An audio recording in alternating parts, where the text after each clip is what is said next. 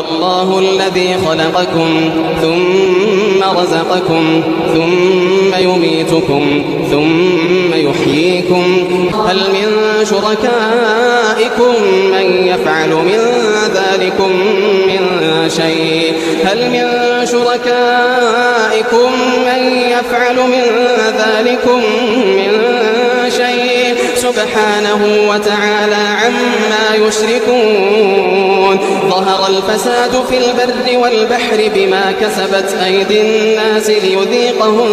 بعض الذي عملوا ظهر الفساد في البر والبحر بما كسبت أيدي الناس ليذيقهم بعض الذي عملوا لعلهم يرجعون